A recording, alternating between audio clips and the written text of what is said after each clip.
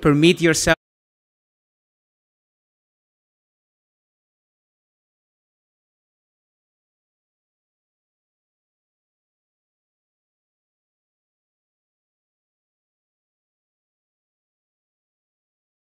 It's very interesting because I've been working now for eTwinning for about like 9 years, and I've never been to an event with ambassadors. And Irene Pateraki, the pedagogical manager of eTwinning, told me that you are a very big and vibrant crowd. So first of all, I say let's begin this beautiful workshop with a very big applause for yourselves. Can we do that?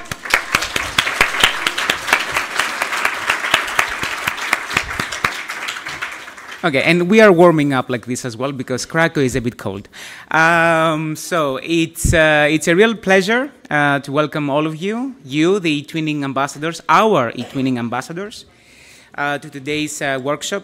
As you know, you don't really need to be told this, but you are actually at the heart of the eTwinning community.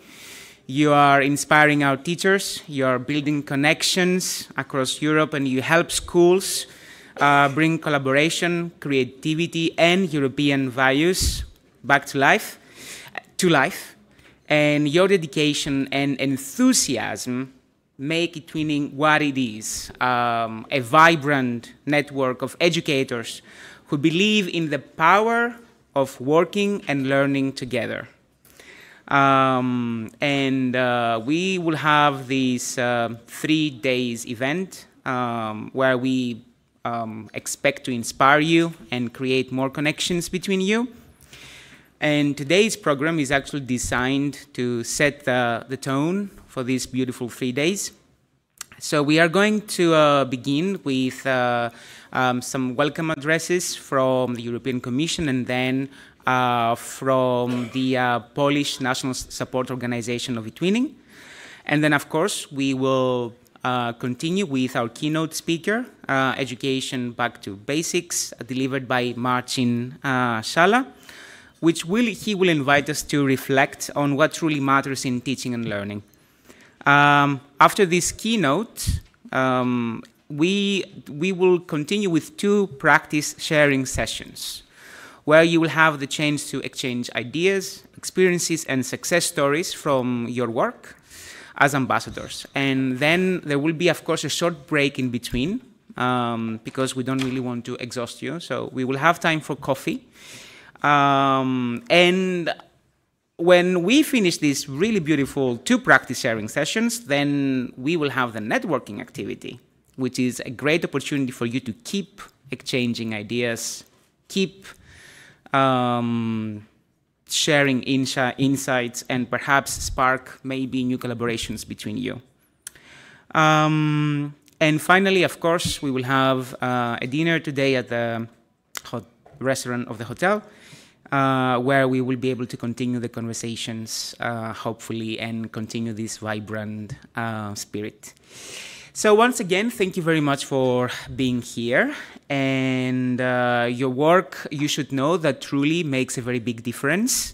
And this is felt, and this is noticed. And that's why eTwinning is what it is today. And I wish you an inspiring and enjoyable day. And let's begin with our first welcome address, Peter de Bruin from the European Commission.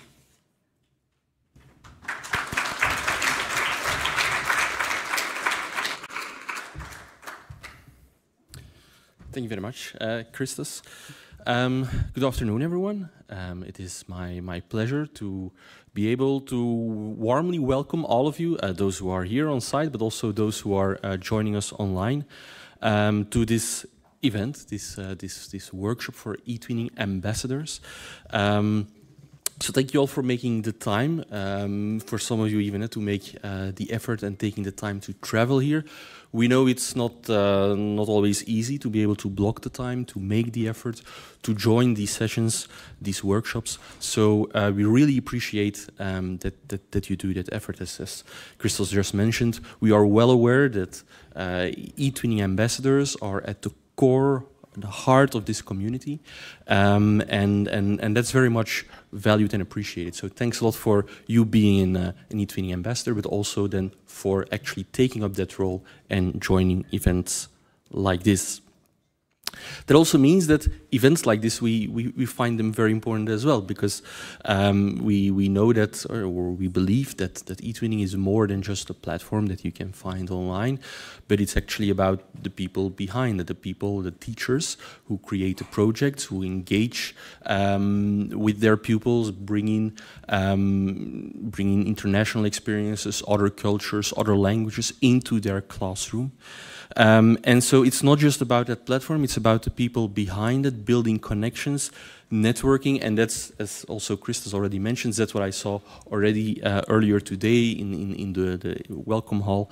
I could see that many of you were already making new connections, looking for new ideas, and that's very, very nice to see, and that's also really the purpose of events like this. And we attend these events also with a lot of pleasure, because we know, European Commission, we know that teachers are essential. They play an essential role in our society. Obviously, I should not convince you of that, but it's important that we stress that. These days, on political level, there's a lot of importance which is attached to the fact that Europe, we need to make sure that we increase our competitiveness, that we make sure that we can rely on ourselves. And if you want to do that, you should of course also think about what are our strong points as being Europe. And one of those strong points that we have are actually our people, and the skills of those people, and the capacities, the competences they have. And if you want to continue that, if you want to improve that, then of course it's crucial to have also young people being trained, also young people having those skills and those competences, and that's of course where teachers come in. We need teachers, we need a lot of teachers, we need a lot of high quality, skilled teachers who can perform this role, and ideally also bring in internationalization when they bring skills to pupils. But we also need to be realistic. We know that in a lot of European countries, there's a teacher shortage. So it's important that we think about that, and that we think how we can make the career prospects of teachers more attractive. Make sure that we can recruit, we can retain high quality teachers even more than we already do today. And also on that skills element that I was just talking about from pupils, we see that it's not always that easy. There have been some studies. There has, for instance, been the PISA survey of 2022, where we see that not all those skills within pupils are as good as we would like to have them. We see that, for instance, 30% of the 15-year-olds in the EU, they lack the minimum proficiency of mathematics. 30%, that's more than 1 out of 4 pupils. We also see that around 25% of those pupils, they struggle in reading and science. And 43% of 8th graders, they struggle with basic literacy regarding digital skills. So that's a bit worrying. That's not ideal. That's also a trend that we see in the past few years. So yeah, we should work on that. We should try to improve that. And that's of course why we, as the European Commission, we want to do whatever we can to improve that. eTwinning is one of those initiatives that we have to do that, but of course the picture or the initiatives that we try to do are a bit broader than that as well. So how do we try to contribute in tackling those challenges? Well, a few months ago, the European Commission announced this initiative, which was called the Union of Skills, where we really try to look at how can we make education of an even more high quality, inclusiveness and adaptability. And so we really try to make sure that all pupils and all adults have the quality jobs and lives they would like to have. And how do we make that more specific? How do we want to make that specific in real life? Well, there's several initiatives under that umbrella, and I will not describe or discuss all of them. I will keep it short, but I just want to highlight a few of them. We are working currently on a teachers and trainers agenda, which is really for teachers, possibly also eTwinners and eTwinning ambassadors, that will be launched in 2026. And the goal there is really that we think about how we can support member states in making the careers of teachers more attractive, to give them more training and career prospects. As you know, a lot of the competences regarding education policy are at the level of the member states, but still we try to support wherever we can. Another item that we try to do as part of that Union of Skills is also that we try to create this action plan on basic skills. And as I said before, we see that there are some worrying statistics regarding the level of basic skills of pupils. And there we really focus on how we can improve literacy, mathematics, science, digital skills, and citizenship education, because those 5 are considered as the basic skills. And for instance, we will also create a basic skills support scheme, really looking at the right pathway to make sure that everyone has an adequate level of basic skills at the end of their compulsory schooling trajectory. Finally, I want to mention that we're working on the European School Alliances initiative, where we will even more try to encourage cross-border cooperation between schools and school authorities to act as testbeds for innovative teaching methods, curricula, competence frameworks, and so on. Now, what is the role of eTwinning in all of this? Because that's, of course, what we are here for today.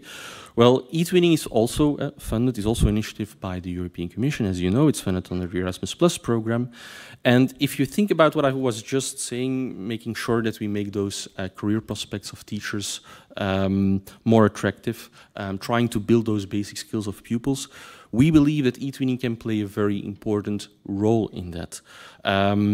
We know, for instance, that some teachers really value eTwinning as part of their job, as part of their career. I came across a teacher a few years ago who said to me, "Well, eTwinning is basically a little bit my happy hour. It's the hour in the week where I look forward to, that I can execute my eTwinning project." So we hope that eTwinning could be part of that as well. And of course, we hope that you as eTwinning ambassadors, well, we know that you as eTwinning ambassadors are also bringing across that message. On the other hand, we also think and we believe that eTwinning can help in improving those skills of pupils, because as you know, a lot of projects that are carried out, eTwinning projects, they tackle those basic skills. They cover mathematics, science, reading, digital skills, citizenship education. And that's also why it's not a coincidence that last year's theme was citizenship education, and the new theme that we have this year is basically this is skills for life, which is very much aligned with the idea of basic skills, and which is also the topic of the workshop that we have here today and the coming days. For the rest, I will start closing my opening here. The only thing that I still want to mention is that, yeah, again, thanks for being here. I would like to invite you to make most out of those sessions and workshops that we have here. I think we have a very interesting program. We have a very interesting keynote speaker, and as I already saw in the beginning before entering here, keep on networking, keep on exchanging thoughts amongst each other, because often that's considered as maybe even the most valuable part of these workshops. I would also like to thank the CSS, Central Support Service, for organizing this workshop, as well as the Polish NSO for their hospitality. I will be hanging around here today and the coming days, so also that's hopefully, please take that as an opportunity. If you have certain thoughts, if you have certain things that you want to share, we are here to listen, and we really take on board the messages that we hear from eTwinners, particularly eTwinning ambassadors, who, as we know, and as we already said, are really the heart and the core of this community. So thank you very much. I will leave it here and hand over the floor again to Christos. Thank you very much.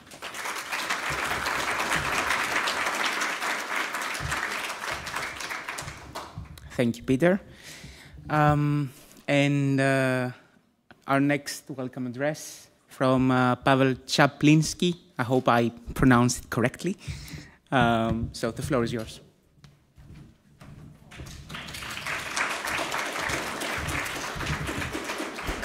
Good afternoon, everyone. Today, I have this pleasure as a representative of Polish National Support Organization of eTwinning in Poland, and I think on behalf of other NSOs, welcome you to these workshops, and welcome you in Kraków, welcome you in Poland. This year workshops overlap with the very special year, which is 20 years of eTwinning. And I have to say that history of eTwinning Ambassador Network is almost as long and as rich as the history of eTwinning program. We've been witnessing in eTwinning many changes, many transitions, but one thing remains the same, the role of eTwinning ambassadors.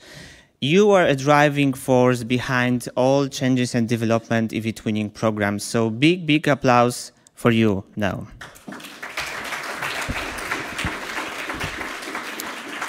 We as NSOs, I have to say that we as NSOs are particularly gratitude and full of thanks for your commitment, for your engagement and contribution into the eTwinning.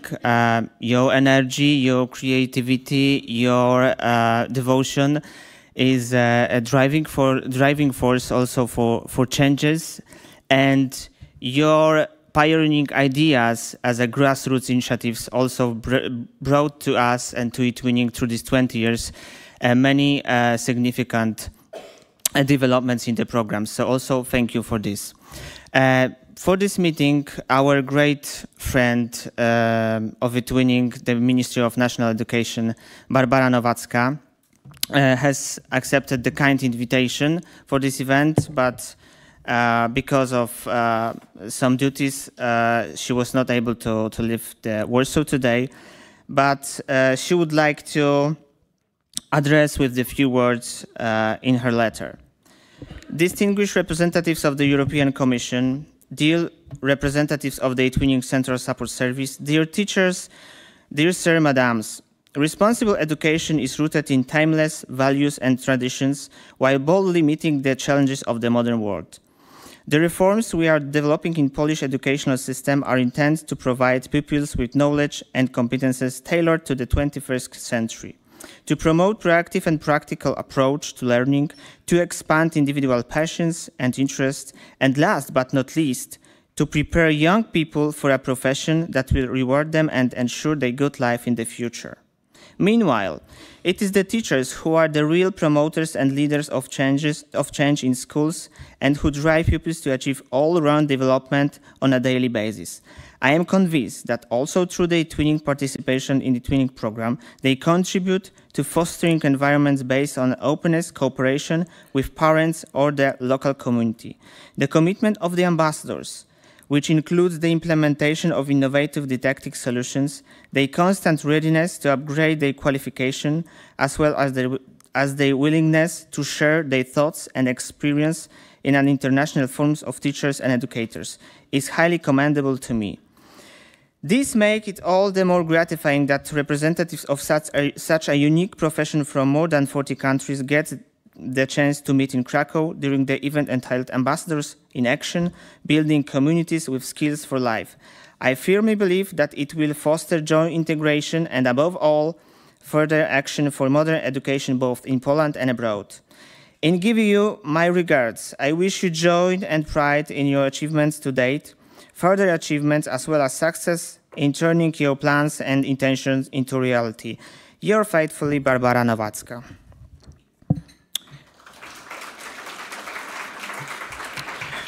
And what I have to add, I'm personally glad and happy that Central Support Service and the European Commission decided to organize this workshop in Kraków.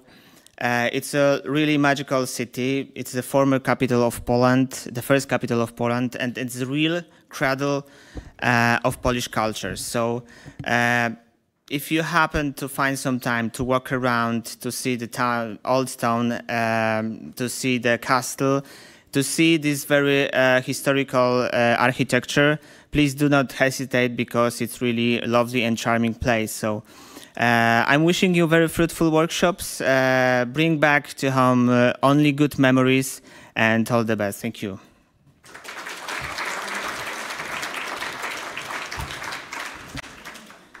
Many thanks, Pavel. Many thanks also to Minister Barbara Nowacka for her really kind letter and words. It's truly good to know that eTwinning is so much appreciated by the national authorities of Poland, and it's great actually to be indeed in Krakow.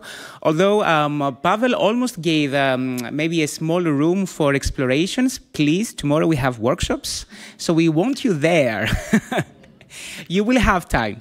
Okay, so aside from the joke, let's continue our beautiful session convention today.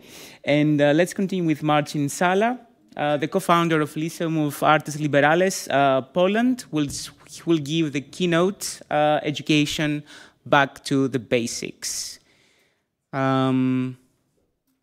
Yeah, there you are.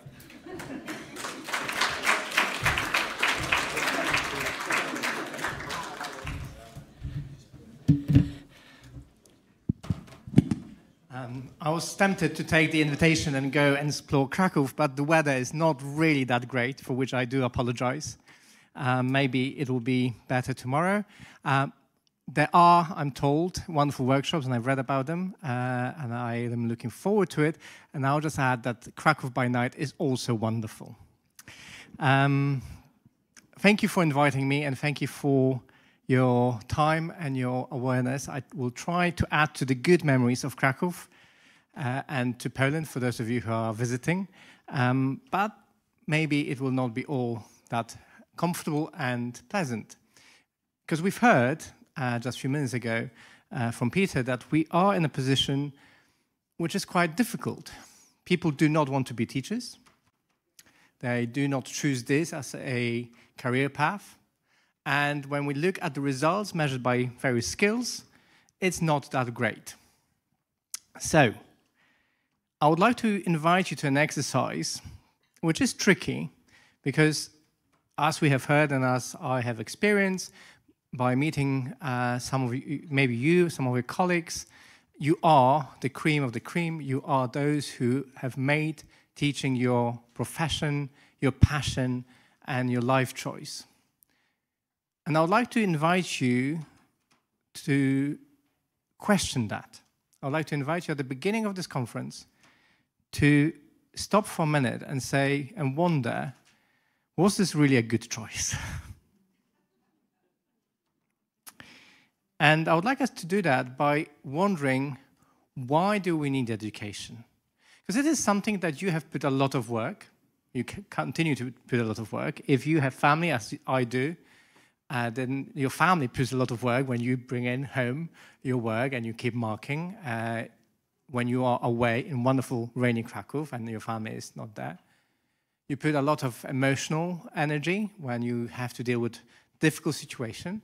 And you have to put a lot of mental energy to stay awake at boring lectures like this and try to get your more knowledge.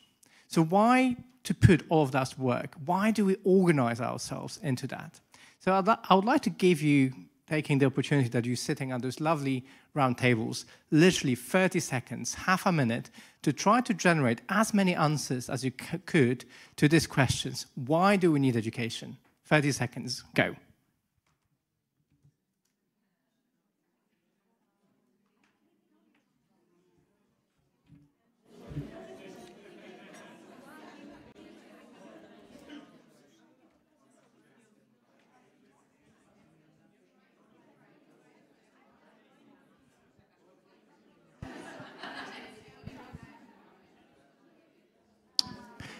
Okay, so hopefully this was a nice warm-up.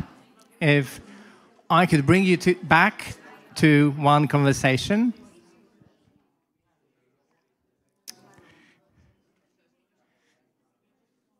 So, when I did preparation for this talk, I asked this question to a number of people and I collected the answers, tried to organize them together.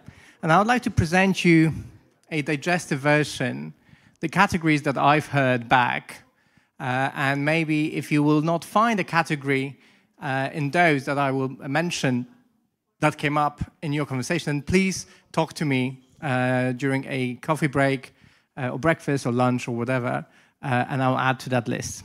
So when I asked this question to myself and my colleagues, there's a number of answers.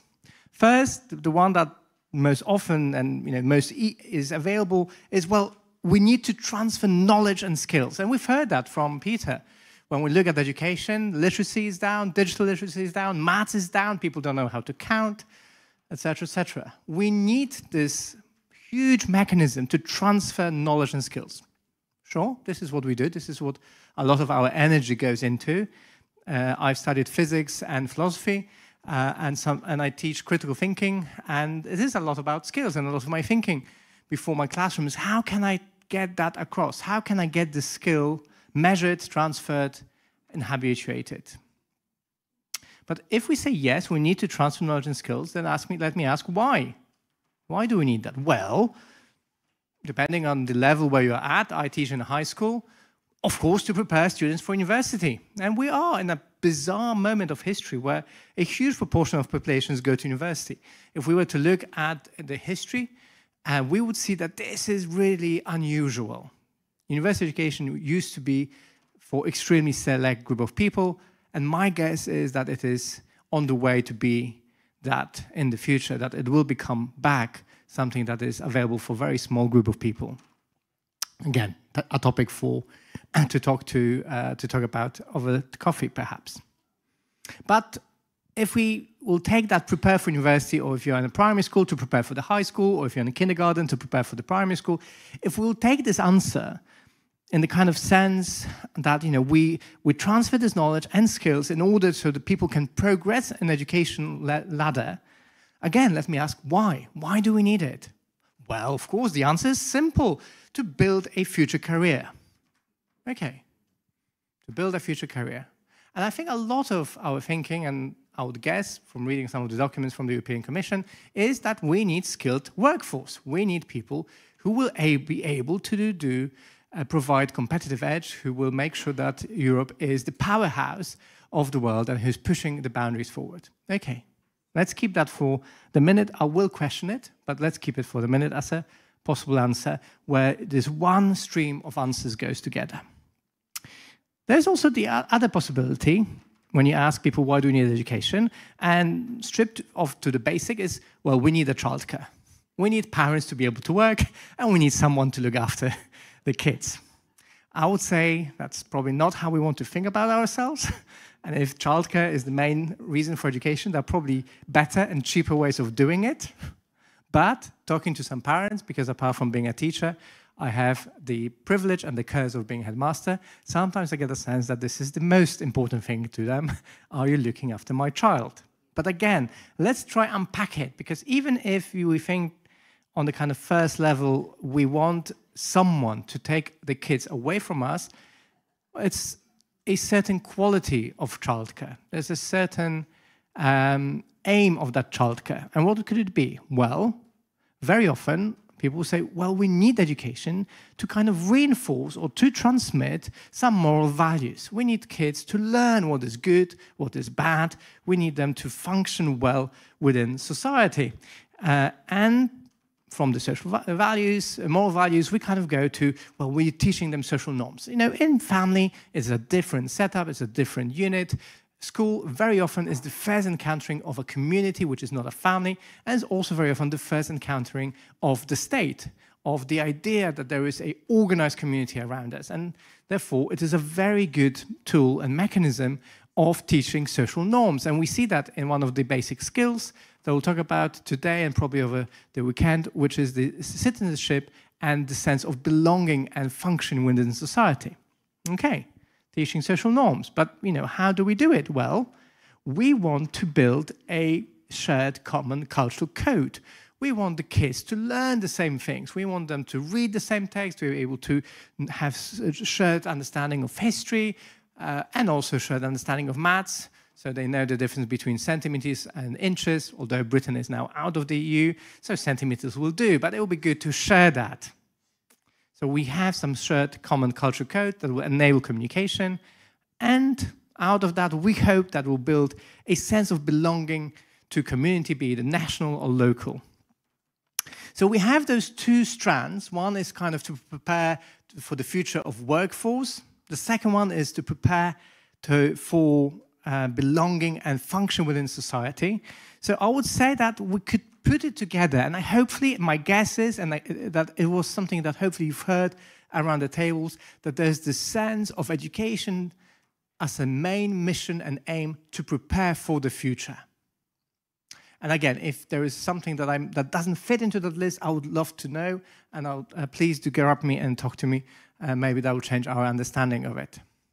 So if we take this idea, preparing for the future, as the fundamental reason why you have dedicated so much time and effort to first become teacher and then to become better and better and to excel to it, then how do we do it?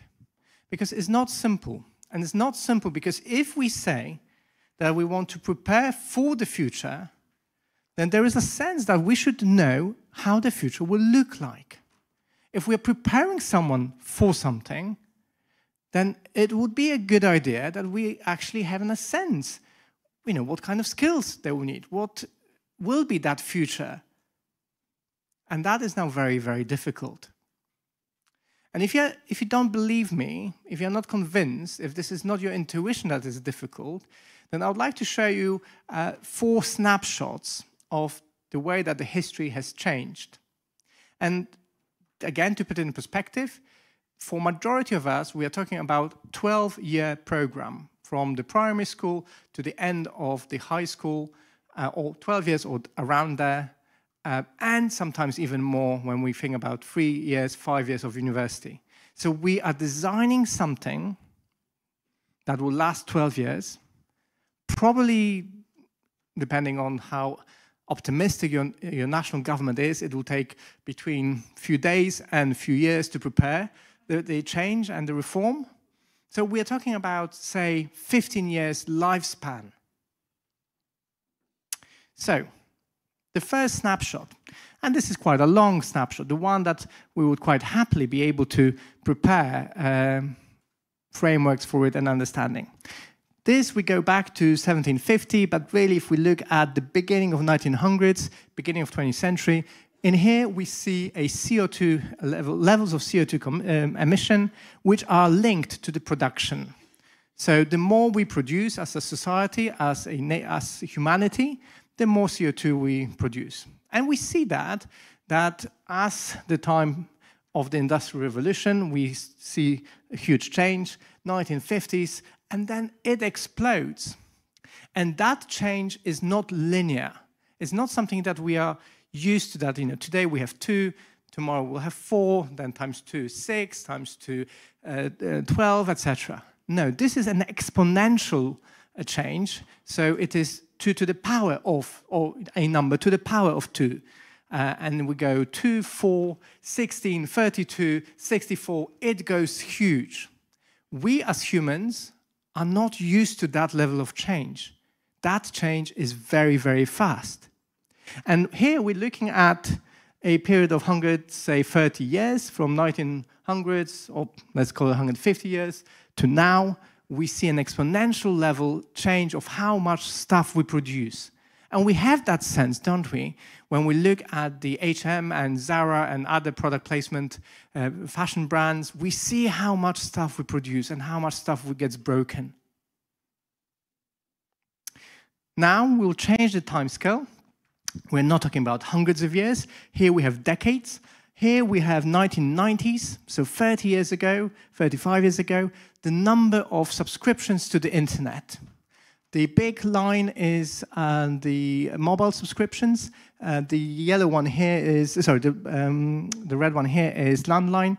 In total, we have about 10 billion subscriptions to the internet, and I will remind you that we have 8 billion people around the world.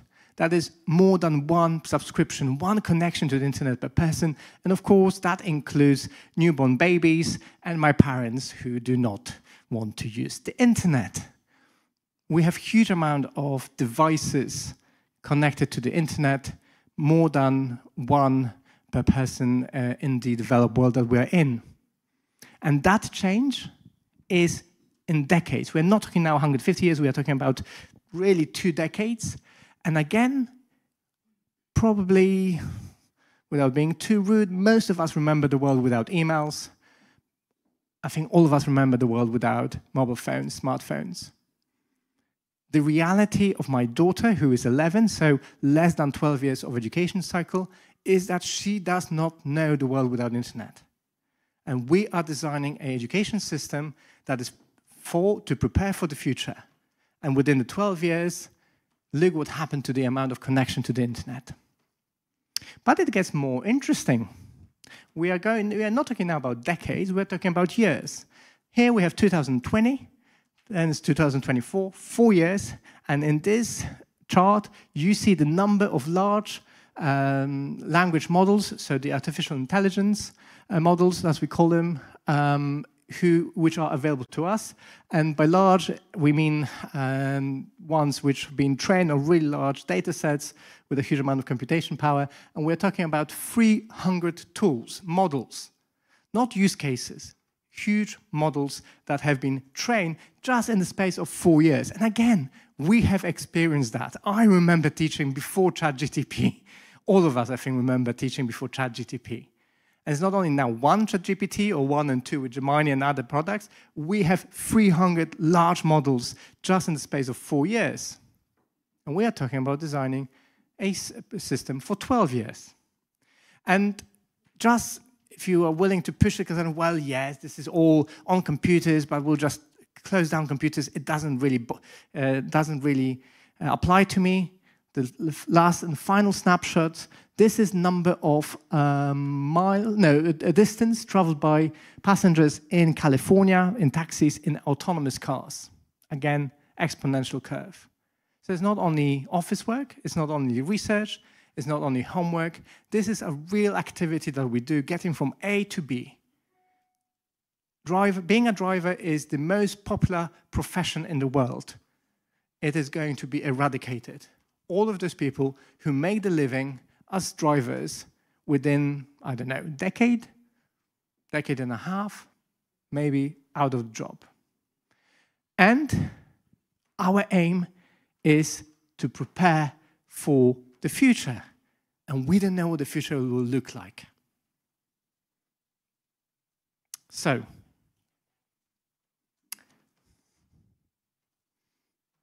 something happened here. So, what to teach? We have the task, prepare for the future, and the European Commission has done a really good job, I think, in trying to give us an answer. Well, it's quite simple. If we don't know what the future will look like, let's focus on skills. And we have the 5 basic skills: literacy, mathematics, and science. We know those quite well, I hope. We've heard that first STEM, then STEAM, and STREAM. We want kids not only to know specific texts. You will see that in this framework, we do not refer to specific texts that they need to know. This framework says, well, we want people to be able to work with language. We want them to be able to communicate. And interestingly, I do believe that the huge growth of large language model makes this extremely important. And after decades of the humanist education being second-rate to mathematics and science, I can now stand here and quite comfortably say that English or any natural language is the future language of programming. You will not need to know C++, Java, or anything. You will need to know how to phrase the problem, and there will be a tool that will turn it into an app, a solution, a workflow, whatever it is. So the ability to read, to think, and to use language is absolutely crucial. Secondly, mathematics, the ability to work with numbers, to have a sense of logical thinking, and this as being kind of a fundamental cornerstone of then science. Again, I will just go back to all the decades we had, how important that is. But again, it's not necessarily the specifics that will know how to integrate, or will know the statistics, or will know the Gödel's theory, or will know matrices, or will know trigonometry. No, it is about certain skill and a habit of working. And again, very important, very useful in the way that we solve problems. And again, science as a cornerstone of what pushed us forward. So again, to go back to that diagram of production of CO2, that is possible because we have technology, and we have technology because we have science because we have scientific method, and we understand the nature of hypotheses, etc. I would argue that for the majority of population, it is not important whether they will learn it on basic on biology or chemistry, whether they will study quantum mechanics or general relativity or evolution DNA. This is, for the majority of people, this is secondary. They need to learn the skill, the scientific method, the scientific way of operating. And of course, for some, it is important that they will be, well, for everyone it's important that they will be exposed for the wide variety, so they'll be able to match their interest and their passion, then they'll be able to pursue that. But the specific knowledge of detailed scientific theories, and I speak as a scientist, as a physicist, I personally do not believe is crucial. We want the kids to understand scientific method. So we have those 3 basic skills, and we have the next 2, which are slightly different in my belief, in my experience. The fourth one is digital. And this is, again, we saw that in those charts, we live in the digital age. And what does it mean to live in the digital age? That people will be able to use those tools. But now, again, we can see, how do you teach how to use tools that we don't know that they exist? Because I am quite certain that in 12 years, there will be completely different tools that we teach now. That my daughter, who is in the middle of her primary school, what she will end up using at university, hopefully, if she'll go, it will be completely different to what we use now. So again, in the very methodology of that, is the question, how do we give digital skills, not specific technical skills, how to use this tool or something else, but the ability to function in a digital world. And lastly, but not least, citizenship, something that was the theme for the last year of the eTwinning work, and something that I believe is absolutely crucial, something that is very in a very difficult place. How can we be a community? And if we go back to the answers that I told you back from my colleagues and people that I talk with, that sense of building a community, education as a building community is important. And it is more difficult because something that was very part of it, the shared experiences, are disappearing. Let's do a quick test. How many of you have seen Matrix, the film?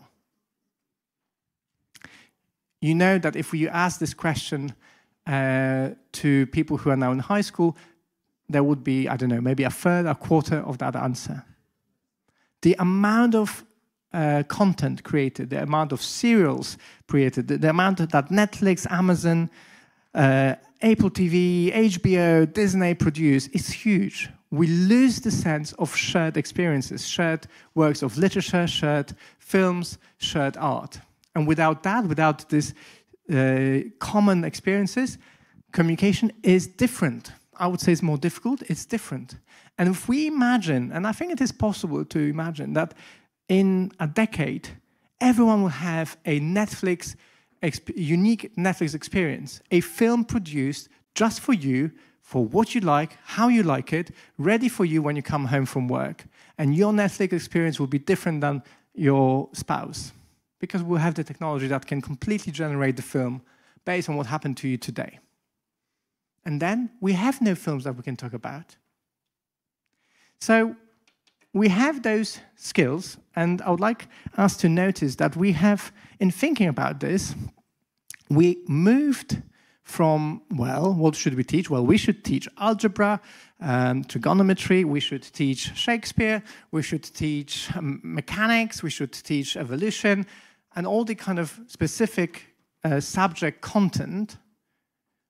We are thinking we need certain abilities which are linked to literacy, mathematics, science, digital, and citizenship. Of course, we cannot do it without teaching specific text, specific theory, specific content, but our thinking is, okay, if we don't know what the future will look like, let's focus on the fundamental skills that will allow us or allow our students to function in the world that we cannot predict how it will be. Now, I would like to challenge that or put another layer to that, which is if we are moving from thinking about specific content to skills, it is as important to think how do we teach as it is what we teach. Because if, for instance, we want to teach literacy, a real understanding of language, the ability to communicate, the ability to understand what someone says, to rephrase it, and to talk back to them, there's no way I could do it the way I'm doing this talk now. Because I have no clue how you speak. If I really want to teach literacy in the sense of communication with one another, I need to do it that you talk to one another. Unfortunately, majority of our time together will be in workshops and not in lectures. If I want to teach about citizenship, of course, I can give you a multiple choice test. But the chances that you will then go on and be a good, active citizen involved in the community, taking agency, is very low. I need to think, how can I structure the educational experience? How can I design it so you will experience having the power, so you will experience having the agency? How can I structure my classroom that it is just not me who tell you what to do, but actually it is something that we navigate together and we decide on together. How do I build a framework for you to be co-creators of that education experience if we believe in democracy, which is not obvious as we see across the pond, for instance, and in some of the countries within the European Union. If we really want to have democracy, the sense of agency, the sense of participation and responsibility, we have to model it. Just teaching about it and telling how it was in the history, how it is in the theory, is not enough. So we have this tension between thinking about what we teach, the content, even the skills, and how we teach it. And when I look at the discussion that we see in academia and in various conferences, sometimes it feels that those two camps do not talk to one another. There will be one group of people saying, well, it doesn't matter what we teach. It is all irrelevant. It is all about giving agency to students, and this should be the focus. And other people say, no, they still need to end up with specific knowledge and tests, because to get to a good university, they have to pass whichever exams they are. And this question, how we approach this tension, I think is fundamental. Because we can subscribe to the fact that you are either in one camp or the other, that our work as educators should be mostly about thinking about the kind of experiences, the kind of pedagogy that we use, or you can be in a camp of, no, it is about a content and it's about what do you teach, how you measure it, and we can tear apart the experience for our students, or we can use that tension, which is costly, which is uncomfortable, to do something constructive. Here is an example of a wonderful example of physics where you use tension to make a table. This floating table is possible to construct. It could be a wonderful project for students if you like the design technology. This table would not work without the tension. And I believe strongly that education will not work without the tension of how we teach and what we teach.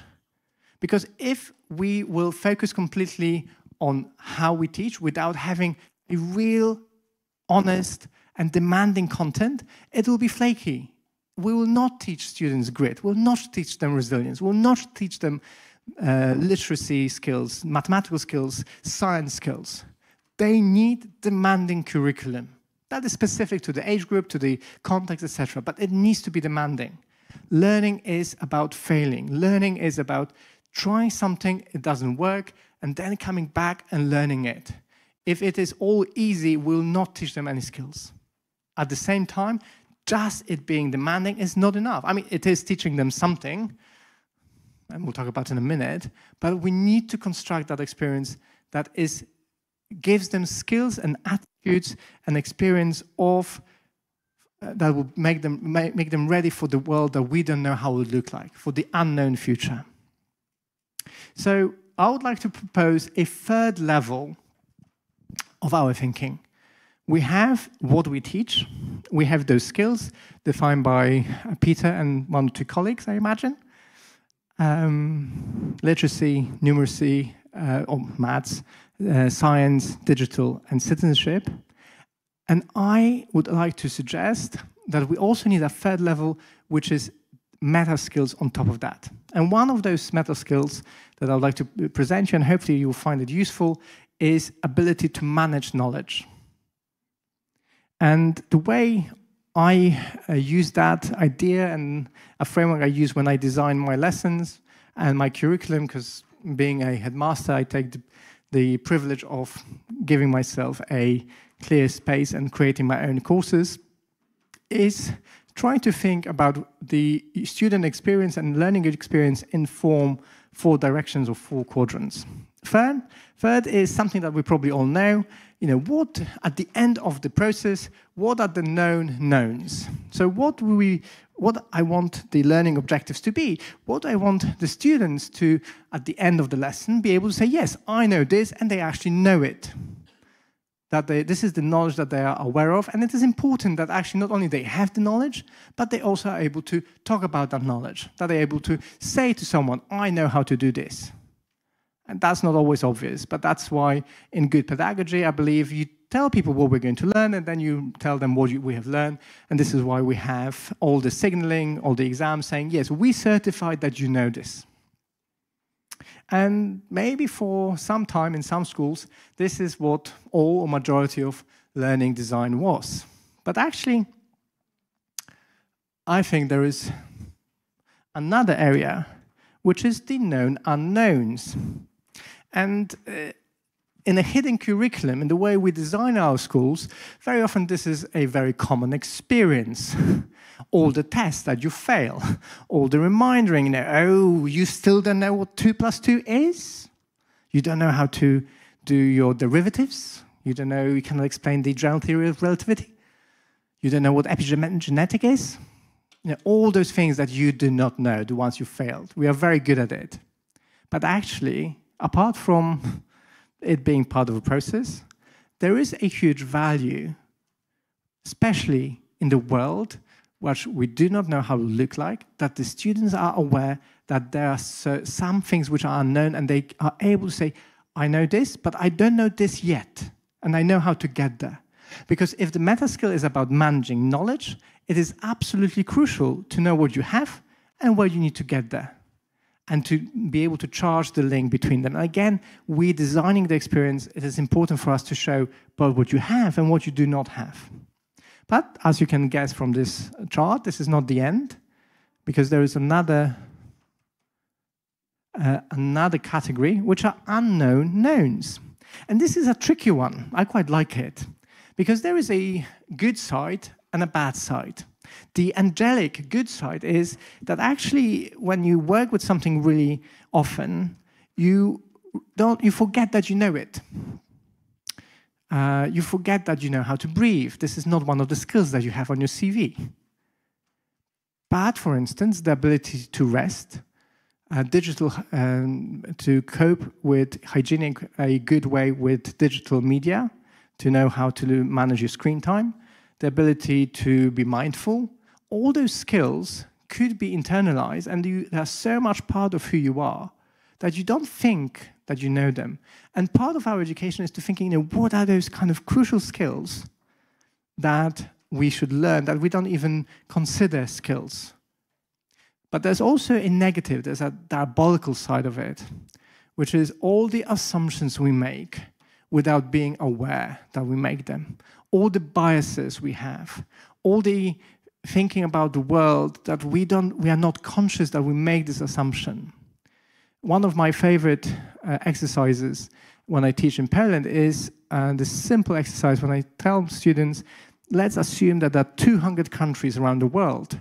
We divide them into 4 groups, the first 50, second 50, third, fourth. And if we were to arrange them from the highest GDP, gross national product, how rich the country is, to the poorest, where would you put Poland? In which group of 50 would you put them? Not once I had a group that as a group would say that it is the first 50. Normally it is the second or the third. We make assumptions about the world by looking at Netflix and imagining how that the world looks like you see on Instagram. Majority of Polish students, that's my anecdotal evidence, are not really aware that Poland is in the top 20 or 25 economies around the world. We have those unknown knowns, biases, things we assume, and a huge role of education, especially the education understood through, as we do in eTwinning, is to make that unknown known, because then we're able to balance it, to counter it. And I believe, and this is kind of more of a statement of faith, that also part of education experience should be to manage or to introduce unknown unknowns, which is the wonder about the creation. It is the wonder about meeting the other person. That as much work as we'll put to trying to understand, we'll always meet the other, something unknown. And this is not scary, it is beautiful. Because if everything was known, life would be so boring. And I think part of education is inspiring curiosity, and curiosity comes from being open to the unknown and hoping that there are things I don't yet know. So we have the wonderful EU guideline that can take us the content and think, okay, how do taking Shakespeare or Molière or Calvino or Goethe or Unamuno, I think that's the end of my European literature, or Kafka. How do I, taking this text, how do I teach literacy? How do I teach mathematics? How do I teach science? How do I teach using digital, but not focus on a tool, but actually digital skill? And most of all, sometimes very close to my heart, how do we teach citizenship? Because I think this will be really important part of being fit for the future. Now, how is all of this relevant to you? You, I imagine most of you do not sit on the Ministry of Education boards. Fortunately, I think you have much more important jobs to do. I chose this photo, you may know it, as a way of illustration and a metaphor. This photo is from an exhibition from 2010, where Maria Abramovich, the lady in red, created a piece of art called The Artist is Present. And that experience, that exhibition, was to invite various people to come and be present in the presence of the artist. This person here is her all-time partner with whom she broke up, and they have not seen each other for, I think, 2 or 3 decades. And unannounced, he arrived, and you can see, you can look it up on the internet, there is actually video of that moment. The artist, Abramovich, she breaks one of the rules, she reaches and holds his hand, you can see tears in her eyes. And I think if we do our job well, if we want to prepare or to help our students prepare for the future, we need to be present. The teacher needs to be present. And if we're talking about all those skills and the managing of knowledge, fundamentally I believe that this is relational. We learn in the context of relation with the other. We learn in the context of relation with our peers, in the environment that we as teachers design. We learn in relationship with the teacher, with the adults. We are present. And in the world that is unknown, which is uncomfortable and difficult, I cannot think of a better way to prepare students for the future that meeting people who are different than themselves, than meeting people who come from different culture, from different geography, who speak different language, who've read different books, who focus on different things in maths, who did different science, who have different digital tools. Because in the meeting of the other, we encounter and we're able to reflect, what do we know that we know? What do we not know, and name it? What do we know but actually we did not realize we made those assumptions? And encounter something that for me is the most beautiful thing about learning, that there are things that I don't even know that I didn't know, and I can be curious for the rest of my life. And if we give students that curiosity and the confidence that they can learn it, that the not knowing and the otherness is not scary, but it's something that is to be explored, and that tension is creative, I believe they will be prepared for the future. They will be able to get into a good job that we have no clue what it will look like. They will get into university or whatever other form it will be, that they will not only find themselves part of the society, but they will have the agency to take responsibility and create a society that will be harmonious and happy. So when I look around you, I believe and I hope and I wish that you will be present for your students and for yourself, that you will enjoy it and that you will make all that work and effort worthwhile, and that will be the aim why we have education, why we put so much work into it. Thank you for your attention and enjoy the rest of the day and tomorrow.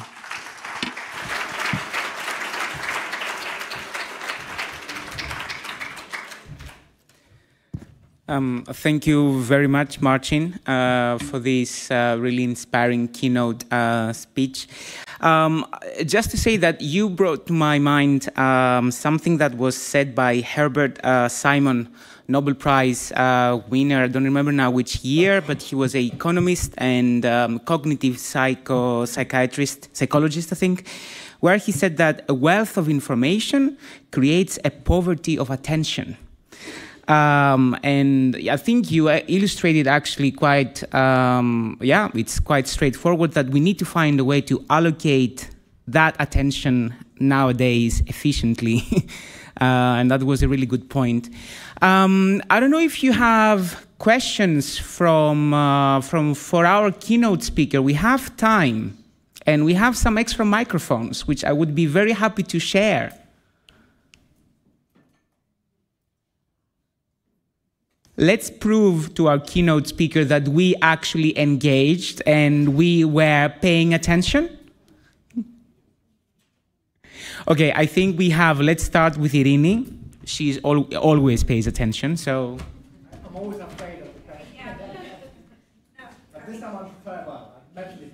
What, you said about demanding tasks. I mean, this is something that, and I was wondering, thinking of students nowadays. Okay, I'm out of the class for many years, but at least I have a small kid in a school. How do we ensure that actually all students feel included when tasks start to become more demanding? I would reply, yeah, we have to go to a personalized learning, but how can we personalize learning when we have students of 25 plus classes of 25 plus students, and there is one teacher in a class, and I mean... I thought, we're not part of Ministry of Education, so that's the question to whoever funds them. Okay, two parts to your comment and to your questions. One, I totally agree with you that the question of engagement and resilience is an absolutely crucial one. And my experience, I've been teaching for 2 decades, so that's more than nothing, but still there are people who have more experience. And when I talk to older teachers, my own experience is that the resilience of students is getting less and less. They are less and less willing to work hard by themselves. I think there are good reasons for it. I mean, they're not good, but we can understand why. And again, this is what you said, in the economy of attention, there's so much around that is playing against it. And school should be a place that actually we understand it is not competing for the attention in the way that, oh, we'll have another Kahoot, we'll have another app, another activity, we will run senseless. No, school, this is my dream. School should be a place that is boring, and it is normalized that it is boring, because in the economy where we do not have enough attention, where we're competing for attention, boring school can teach also an extremely important lesson of how to sustain that. But it is difficult. It is difficult because the alternative is very attractive. It's designed to keep us distracted. So how do you do it? The only answer that I have, and again, this is what you said, is relation. My students are willing to do more work because I have a relationship with them. I am able to notice them, I know who they are, I know what they're interested in, because I am able to construct my curriculum in the way that actually is co-constructed with them. I am privileged because I run a school where our class size is 16, 12, that's not 25. Still, there are schools which have 40. How you do it? It's very hard. I think technology can help a little bit. Co-designing can help a little bit. I think you can involve students to be your co-teachers. But in some ways, it is a battle that will be lost. In cases where you have an exam at the end of the year or in 2 years' time, nobody was going to be interested in an experiential learning. No, we need to practice the maths questions again and again and again. And if you have 25 kids, you use terror to make sure that the majority will get that. But so we are in those two camps, I think. One camp is our dreams, our hopes, and something we can talk about, something we can campaign for, and realize that actually the world is fundamentally changing. The other camp is that we are not there yet, that we still have end-of-year exams, end of primary school, secondary school exams, entrance exams. And in that tension, we have to make compromises. And again, to go back to what I said earlier, we have a choice. We'll either think that it is one or the other, and we'll have a group of people saying, no, it's all the standardized is wrong. No, we need to have democratic education. We need to throw it all out. And there are people kind of, no, the parents will expect this. You know, we don't have time. We have to deliver. We have to do both. We have to function in both paradigms. And in that tension, which is difficult and sometimes it's a rotten compromise, we need to try to get the right balance. And I hope that through that we'll get to a good place. I personally think that we are in a tipping point. We are in a place that education is changing dramatically. And I think it will deepen the social inequalities, which I think is tragic. But there are no simple answers. If there were simple answers, I would write a tweet, and then nobody would invite me to any conferences because it would be just one sentence. So it's a good question. It's a question that I can bring frustration or creative engagement, and I don't have any answer. And I just spoke for 2 minutes to tell you I don't have the answer. Okay, we have time for one more question, and then we can move on to the next one. More than a question, it was to go with our colleague question, because she raised an important question about the frustration. But I think, and in my experience, I can grant that eTwinning is the real solution. Because when you work in with different methodologies in a cross-curricular way, you help and you show your students that you can cooperate. And even if the classes are crowded, you can have the cooperative learning, flipped classroom, you can show them that you can do that. And if we really, really import or export, it's up to you, the eTwinning way of teaching, maybe we can change and we can help our students in being real active citizens. So it is important that we invest on the skills, on the competencies, and I think that eTwinning is the solution. You can work on math, you can work on science, you can use the web tools and apps 3.0, 2.0, etc. You can have debate, you can have whatever. And in my 2 cents for that is that we can change, and we can also have students feel motivated, engaged, and most of all, included. This is my 2 cents, sorry for that. And I think, let me just offer a quick comment on that. What a wonderful illustration of the essence of good education. You get much more from the fact that we are all together and we can share than from one silly person who shares something. This is a brilliant point of view. You're absolutely right. And if we can get that experience to students, that they can learn from one another, we will reduce the tension that Irene was talking about, the frustration, and they will feel agency. So yes, thank you. A brilliant point and a very good experience of what eTwinning is. Thank you. And we have one more question from this time from the online audience, and we tend to honor them because it's quite important that we have online people now actually watching us. The question is, what do you think is the key skill that schools should absolutely prioritize for students entering the job market in 10 years?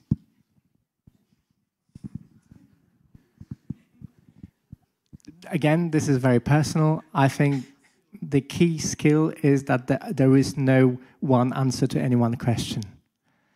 That actually you are always in tension, that it will change, it is unknown, and you need to function in a world that is so multidimensional that a quick answer to one skill is impossible to give. One policy is impossible by any politician to offer. We have wicked problems that will require several answers. Thank you very much. A very big applause, please, for our speaker. Thank you, Marcin.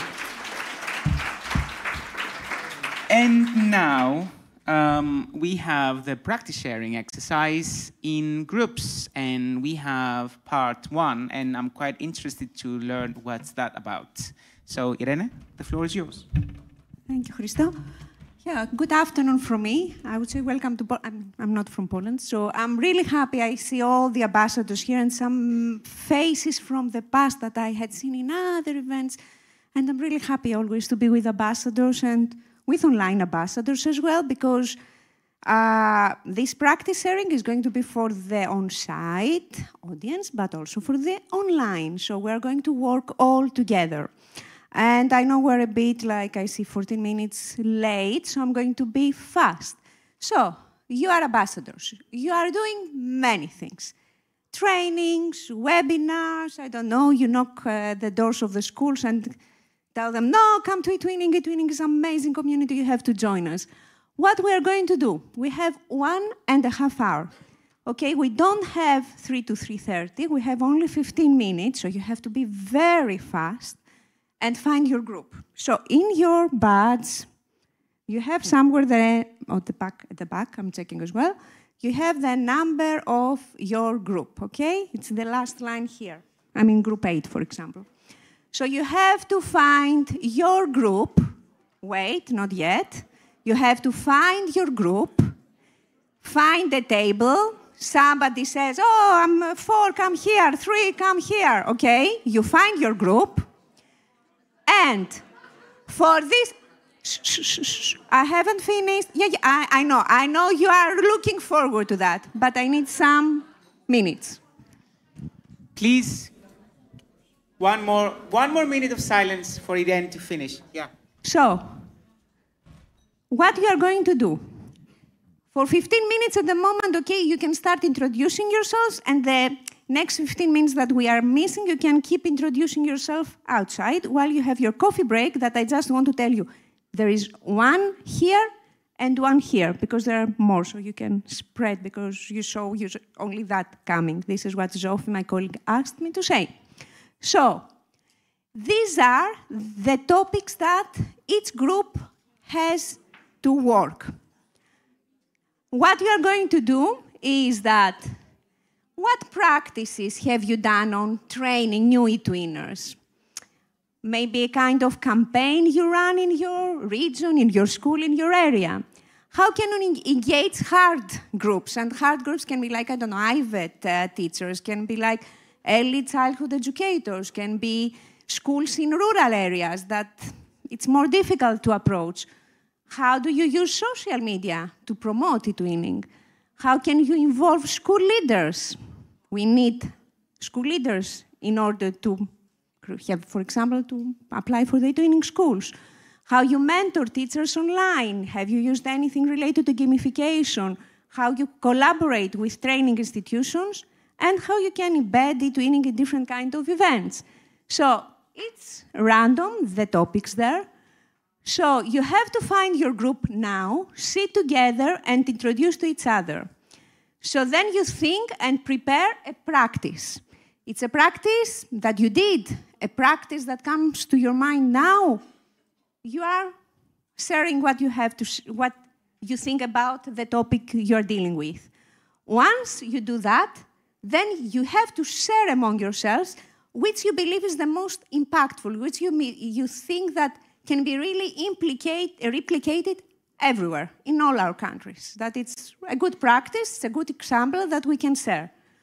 Once you do that, there is a QR code here and also the code here. You go, and it's a shared document, so you have to be careful. You have 4 slides.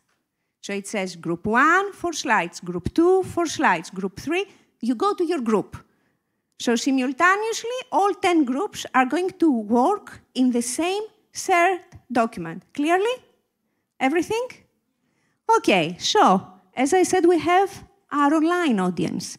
So we have around 70 people as far as I heard online. So the people who are eTwinning ambassadors, because actually we should have our eTwinning ambassadors from the different countries watching us. This is not for you, you don't need to take anything. No, this is not for you. This is not for you. This is for our online audience. So for our online audience, if we have the eTwinning ambassadors, they need to go, you need to go to the ambassadors group.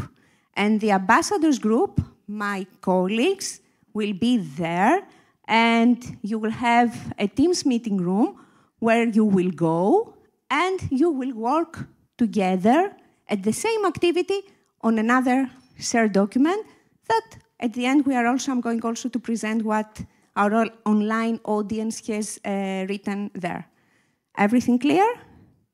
Great. So now you can start looking for your group.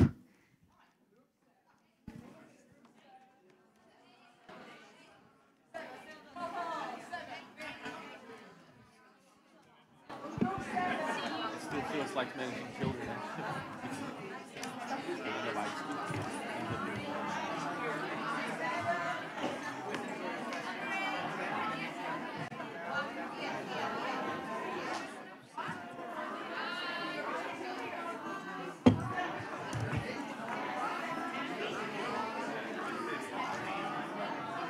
That was very nice.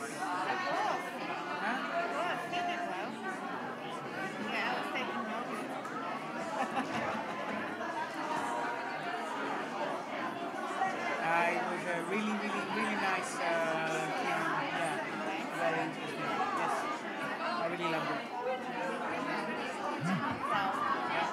And it really reminded me of this.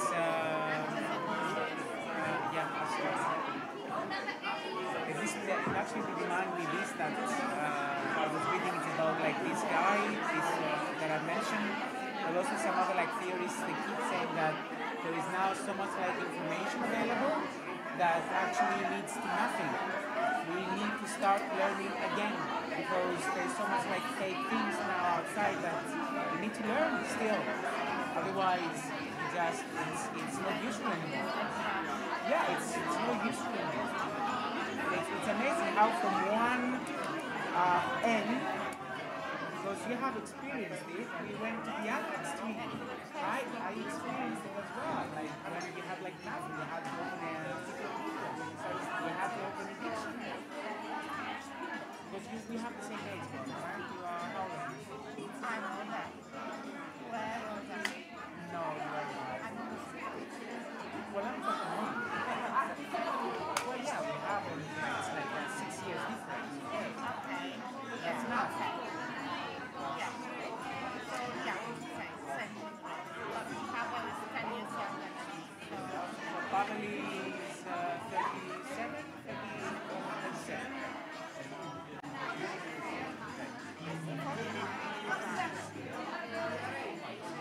Are you in a group as well? No. I am.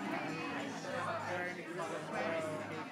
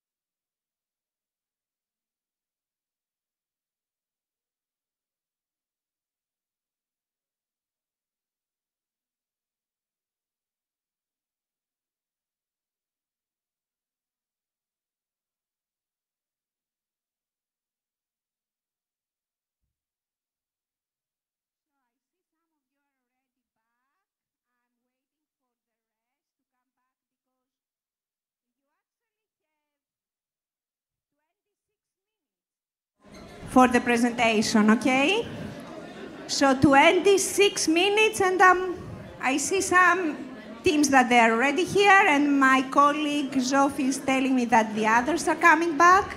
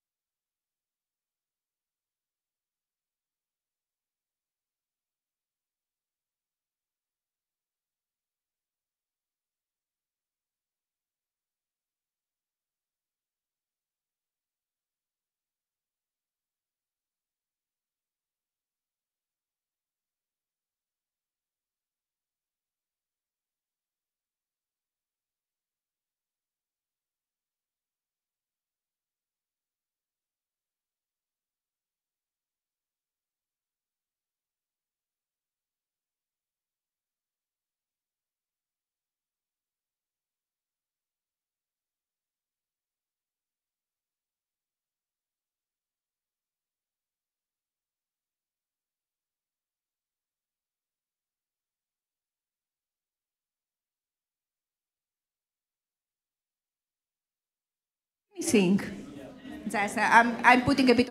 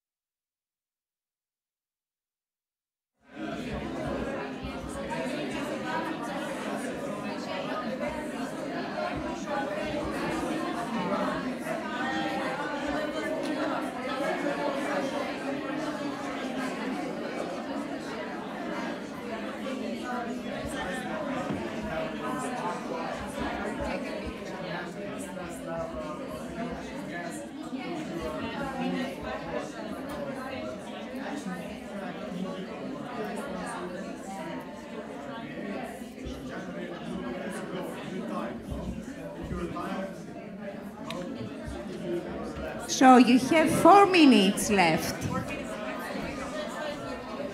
You have 4 minutes left, and actually 9 minutes before the presentation being downloaded, so it will be available here, okay?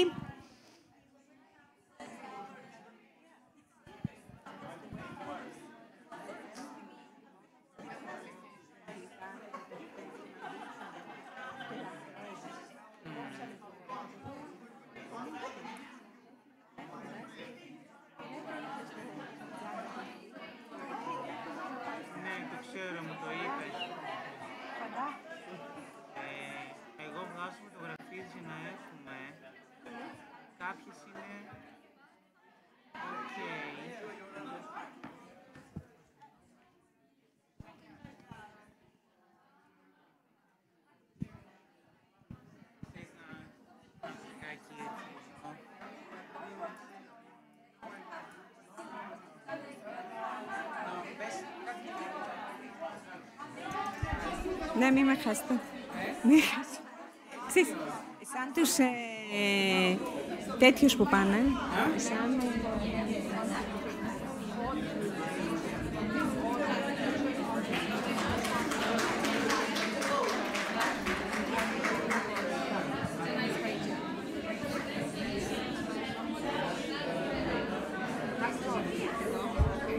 Χρήστο.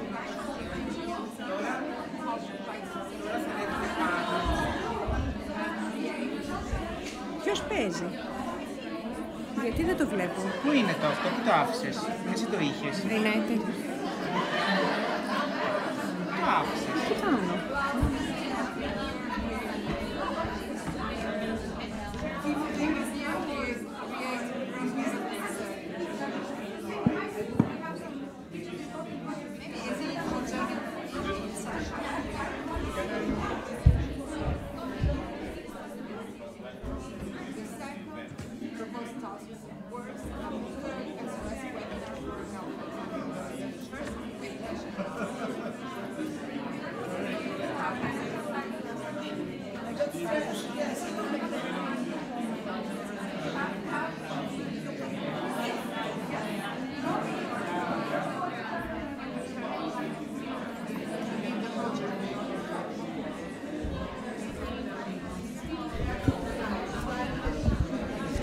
So you have 2 more minutes. I'm sorry I'm insisting, but we have with us also your colleagues from their countries that they are working also with us. So we have to align ourselves.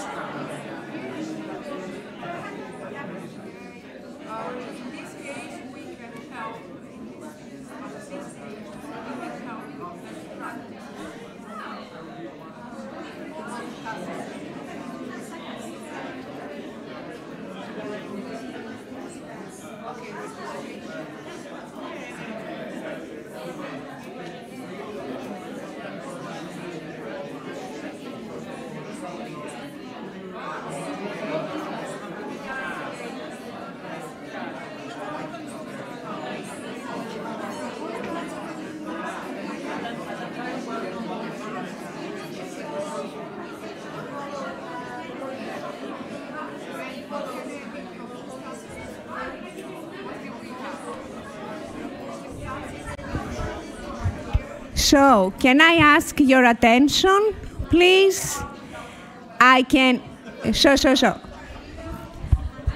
Can I ask your attention? So, I used to be a kindergarten teacher. Maybe I have to use this way. When I say 3, we stop talking.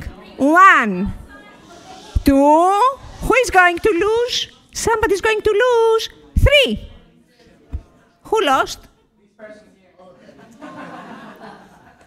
I'm using, my skills. We're talking about skills, right?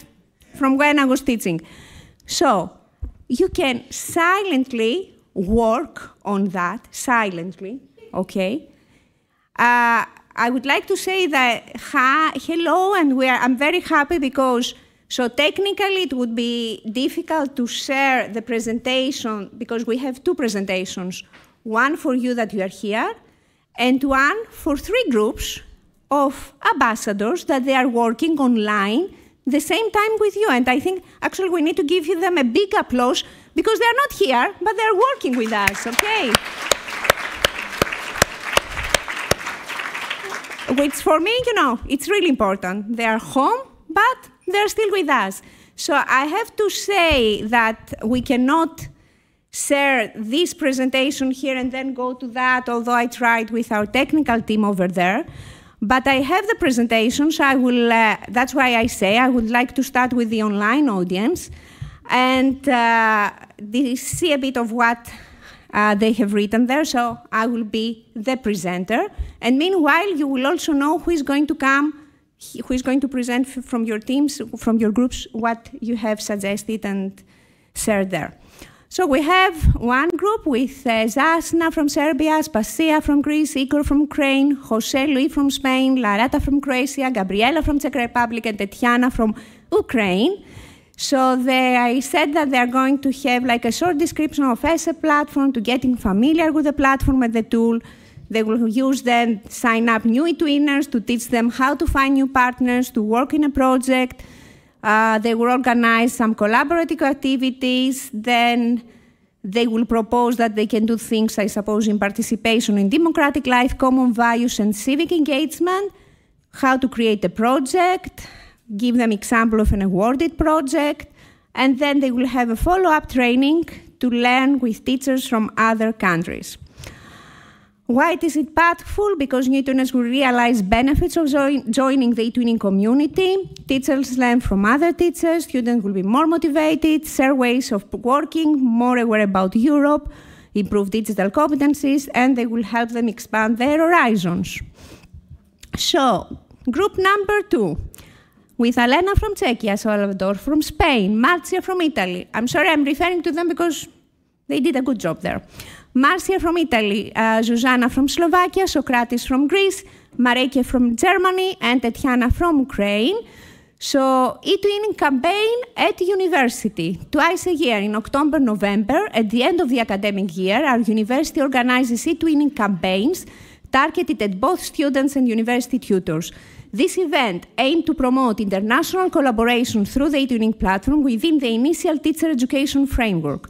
During the campaign, successful eTwinning projects from previous years are showcased to inspire and inform participants. Newcomers, both students and tutors, are encouraged to join the eTwinning community and take part in future collaborative projects. The initiative is to foster international engagement and prepare student teachers for cross-border educational experiences. So there is a partner-finding workshop, as far as I can understand, and Erasmus plus this from Marike, I'm a bit like here, blended mobilities. So I see that they are sharing their different activities. 2-3 teachers of her school are taking part in the eTwinning courses 1-week Erasmus plus training course. And this encourages them and gives them the time to start with eTwinning, because during the regular school weeks, they don't have time to learn about eTwinning and to deal with the twin space. And they have for that 1 week. Salvador also said about good project practices workshops to motivate teachers in eTwinning.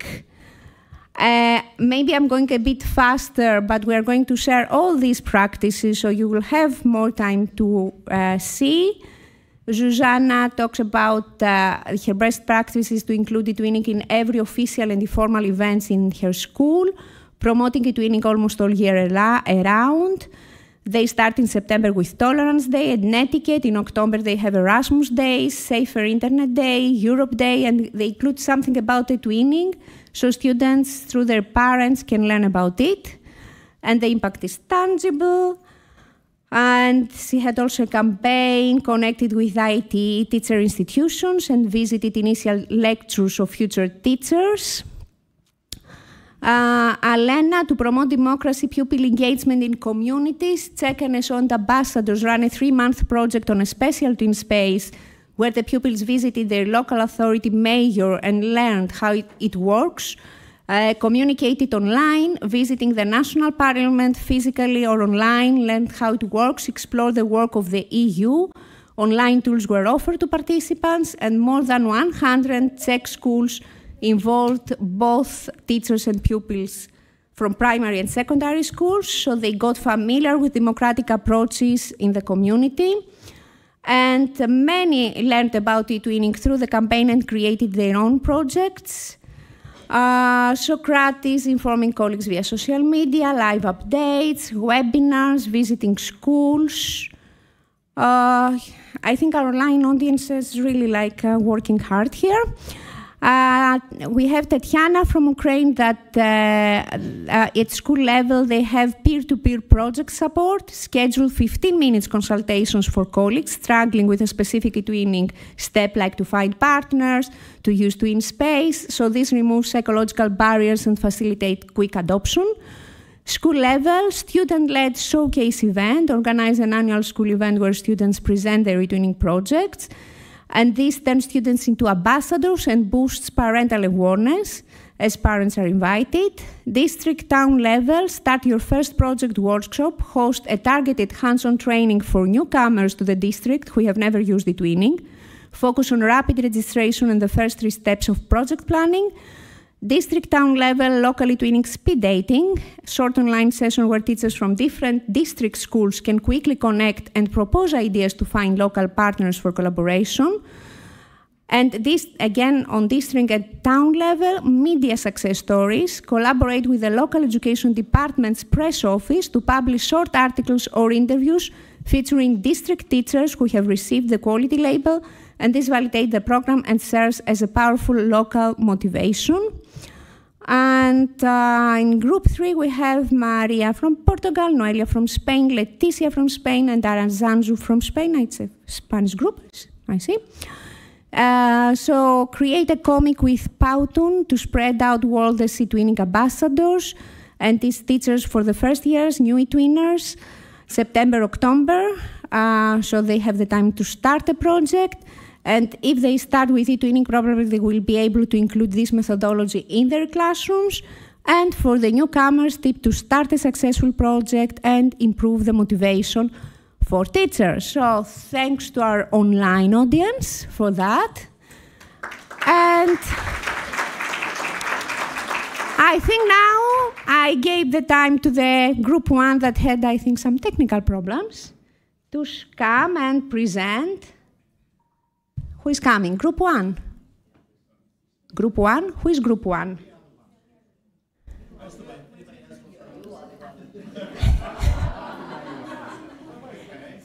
I suppose you know your group by now, no?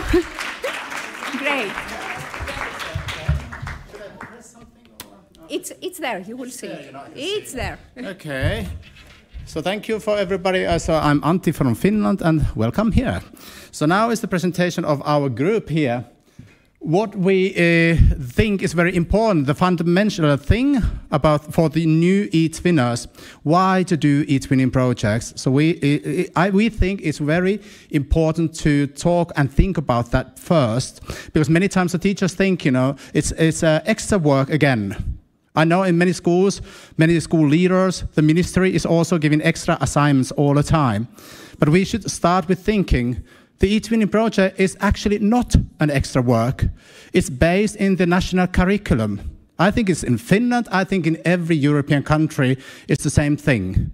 eTwinning is a part of the, so maybe not eTwinning in itself, but all the methods what we have are there in national curriculum. In Finland, we have transversal competences mentioned in the curriculum.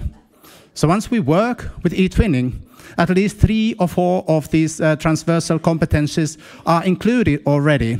There's like technological skills, there's internationalization, there's multi-literature. So there are many aspects already once you only start the eTwinning project and your students are working with this. So this is the thing as of how we should start and convince the new teachers, new eTwinners to work with eTwinning. It's not extra work, it's already what we should be doing. And once we have started with this thinking, so we can start with a step-by-step work. Step 1 should be, for the beginnings, outline of the program, good practice. Step 2, how to find a partner. And number 3 would be how to use TwinSpace. So this is the short method, what we think should be useful for all the new beginners. Think why to use eTwinning and then how. These are the key factors in our work. Thank you. Kiitos in Finnish, kiitos.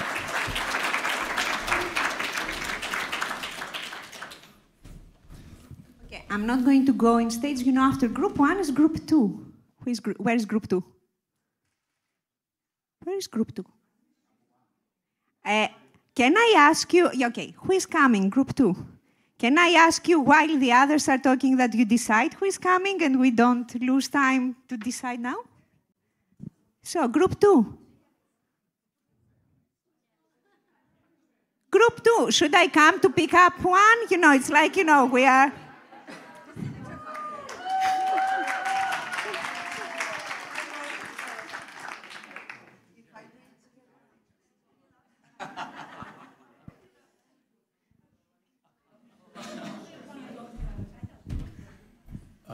Okay. Sorry.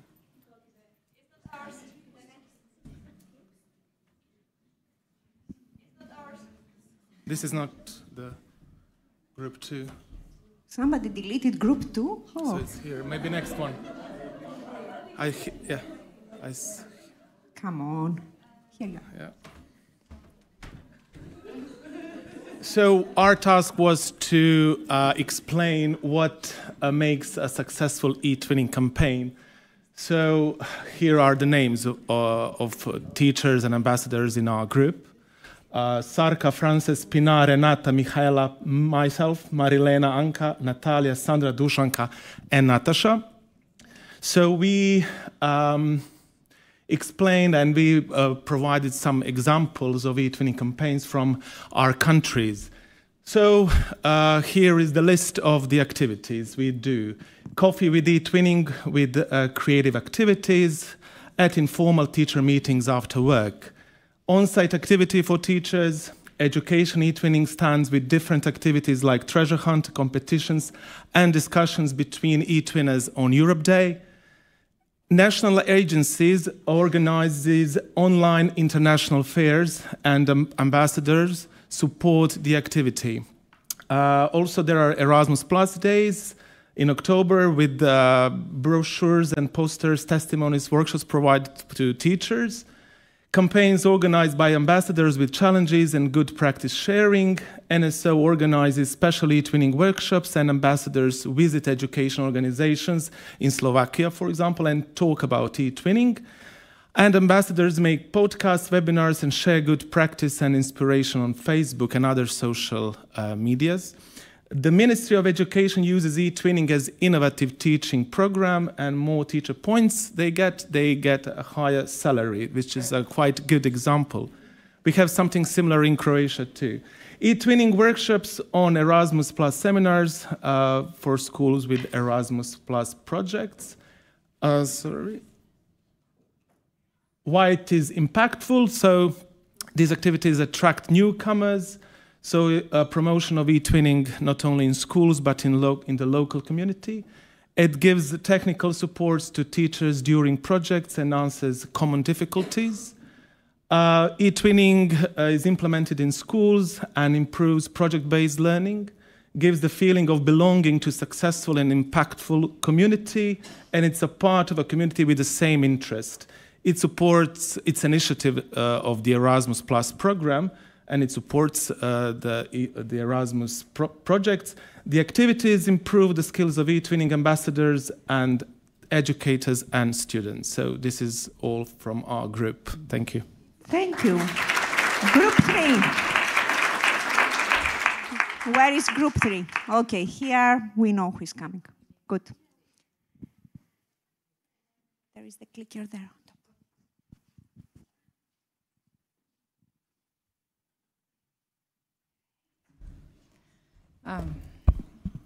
So hello everybody. Group number 3, welcome. Cliff, my smart group members. As for the topic, it was engaging hard to reach audiences, and so we were discussed and we were thinking about it a lot. So first of all, we paid attention on lack of time. Teachers all the time name the lacking of it, and so we have somehow give them the solution how to solve that problem. So we can just make eTwinning activities part of the lesson. My colleague already mentioned that we can combine, we can join the curriculum and the aims of eTwinning projects, because it is not one part, and we are not speaking to another ones. So somehow they are connecting, and we should show the teachers and the students the connection. So second one is no time to play. Sometimes teachers say that they have no time to play, to do some crafts, to write very simple letters, and so on and so forth. So don't forget that we should show them the results. Results, how are the students improved. As for the, if it's speaking about languages or just subjects or ICT tools and skills and so on and so forth.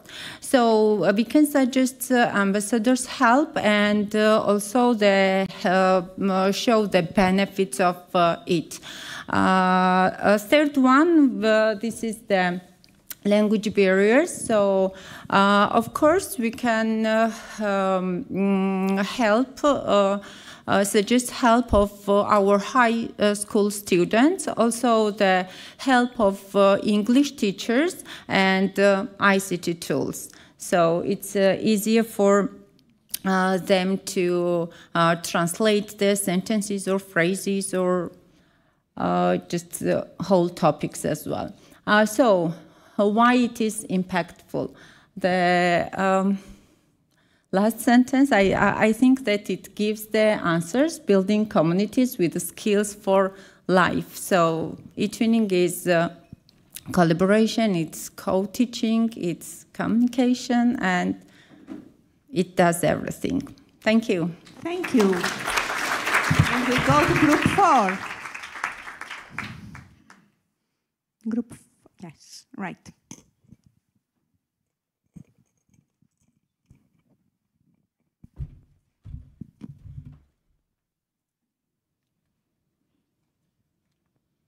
Okay, so I represent group 4.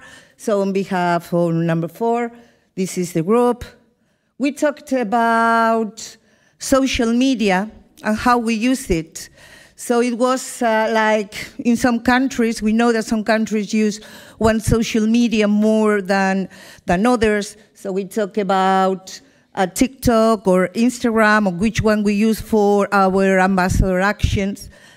But what we know is that at a school, it's being forbidden. In some countries, it's being forbidden at the moment. So we cannot even use our phones, or we cannot use social media because there is a filter that stops us from using social media at schools. So when using social media, when you do it in the afternoon in your own time, okay, because you cannot do it at the school time, and we have to decide on the target. So Are we thinking about students?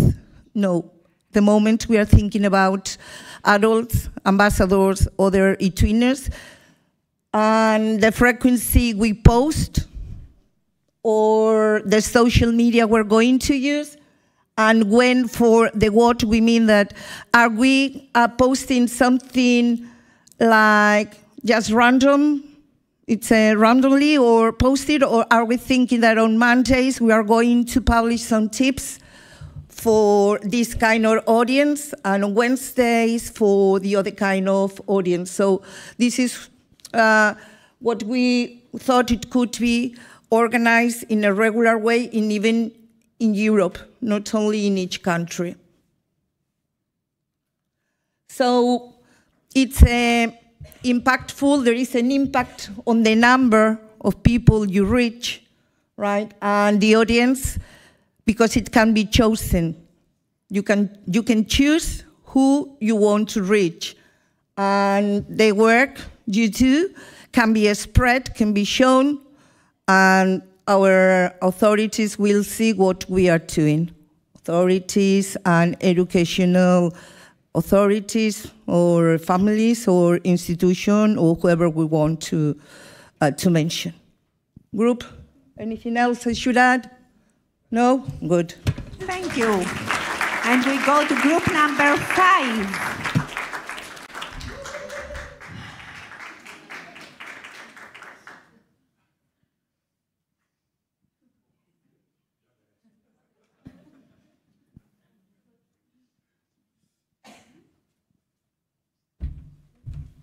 Okay, so hello from Poland.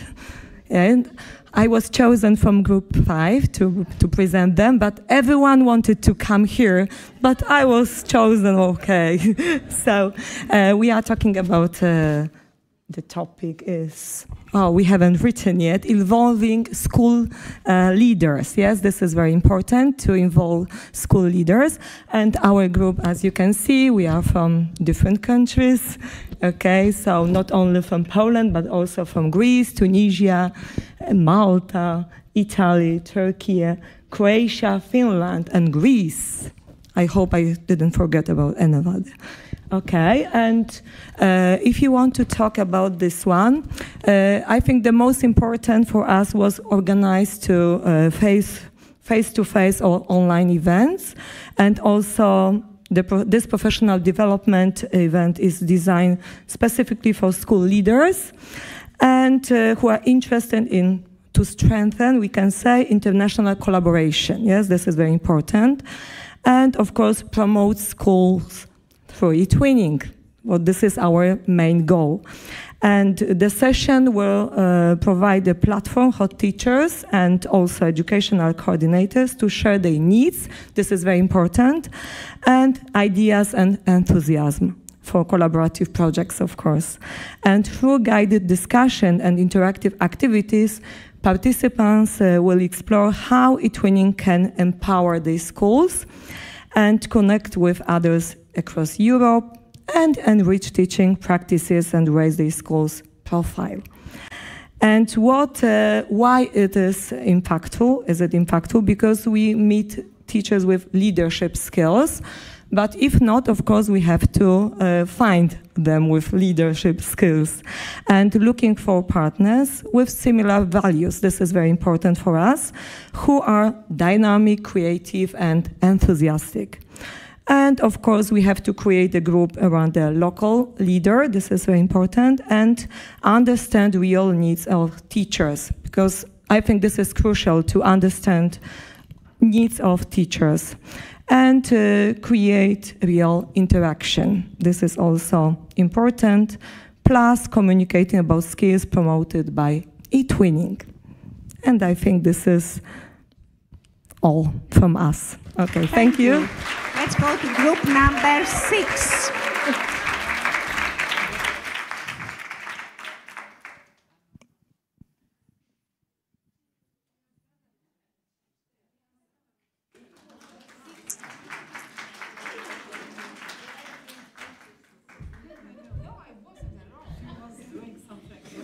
Hello from group 6. Our names are Imen from Tunisia, Siga from Iceland, Basak and Tariq. Can we, because I'm checking the time. Okay. No, just like we see. I'm sorry, because I'm just checking the time and we have 4 more groups, so we can... Speed it up. Okay. Yeah, a bit. Thank you. Basak and Tariq from Turkey, Romina from Italy. Okay. Our topic is how we can make dissemination of our events, and I'm sure that everybody is doing a great job on this. We can do it on school websites, newsletters, or newspapers, during workshops on site and online, mentoring system, peer support, social media platforms, impact walls, the ones that we display in our schools, local radio station, project calendar showcasing students' work, staff parent meetings and information sessions, the virtual galleries, or we can use Roblox or Spatial I/O for interactive media, and I'm sure that the list can go on. These are some ideas we came up with. And it is very impactful because they reach different audiences in different ways. Not everybody learns or engages the same, so a mix of methods is highly required. Disseminations are inspiring for others. We can encourage them to participate in eTwinning projects. We can create more happy hours, as somebody said at the beginning of the meeting, which is a great idea. We also seek out recognition for both the teachers and the students. We can make them feel more valuable. For motivation and engagement, because the activities are very motivating for the students.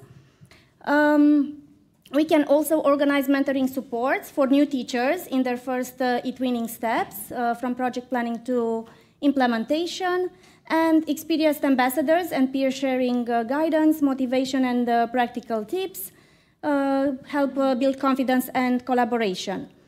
By this system, we can strengthen the eTwinning community and ensure quality and sustainability in every project. Thank you very much. Thank you very much. Group number 7.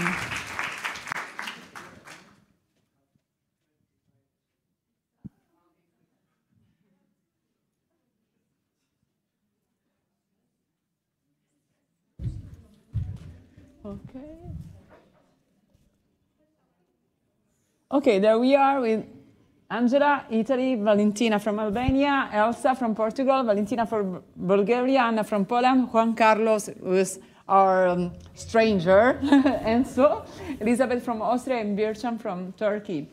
Our description, our activity was to create a sustainable mentoring which is going to be online. So we thought about, from our experience, about 3 meetings, 3 online meetings, 1 in 3 months, for a total of 3 webinars.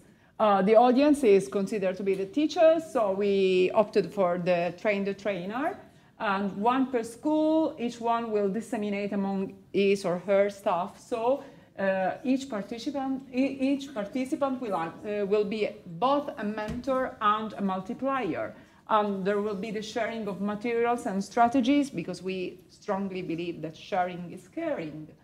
The topic, so each workshop has a specific topic. The first one is going to be an introduction to eTwinning and ESET platform. So with registration of the participants, how to write successful projects.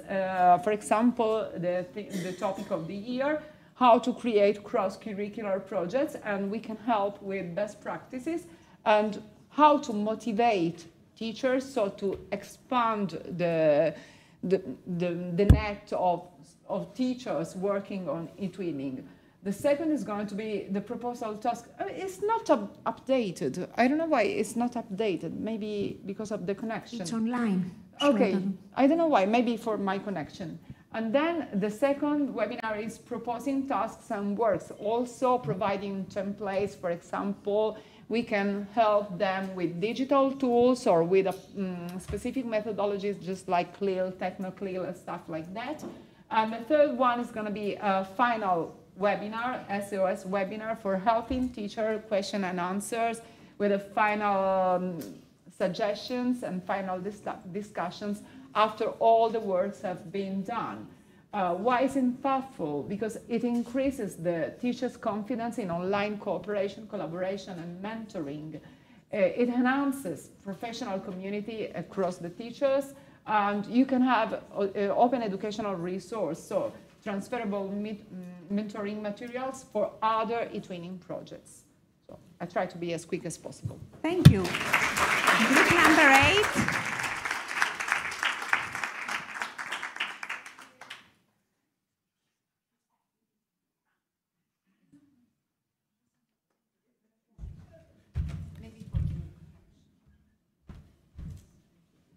Hi, this is Group 8. I've got about 1 minute.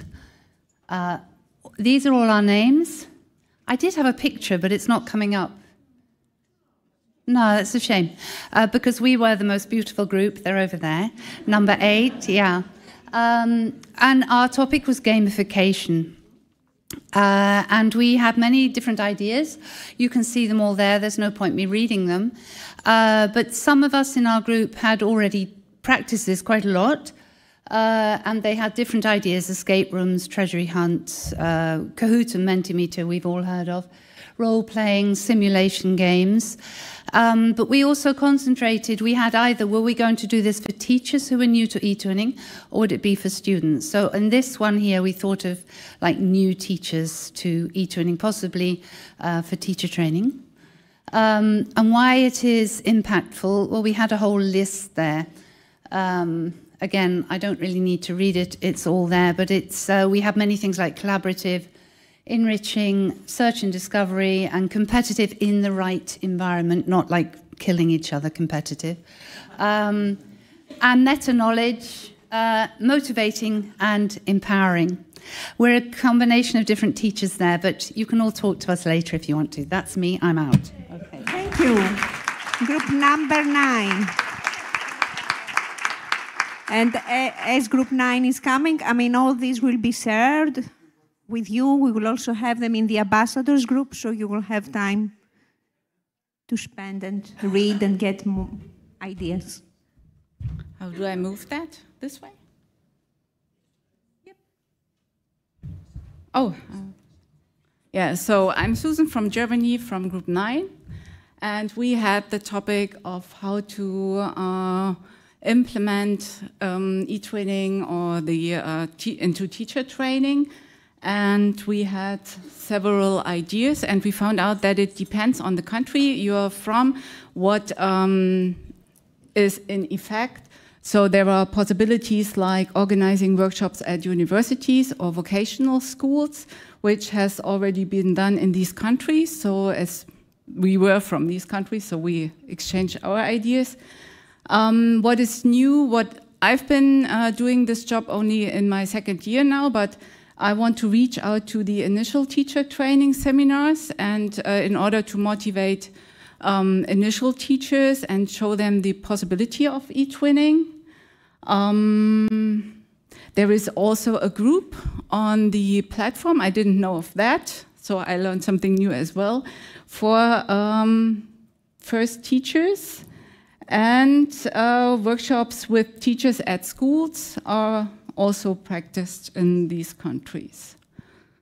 Why it is impactful? So first of all, it introduces the possibility of eTwinning. So there are a lot of teachers who simply don't know that it exists. So I noticed that quite often in my rural area in Germany, that teachers don't know. It hopefully motivates them to start a project using innovative methods, which I actually have learned from my first French partner. So I learned how eTwinning works from a teacher abroad. It also promotes using different web tools. Here again, greetings go to France, which has a lot of cool tools. And it encourages future teachers to start project and promote citizenship and democracy and all the things we have already heard today. That was Thank you very nice. much. And we go to the last group, group number 10. There.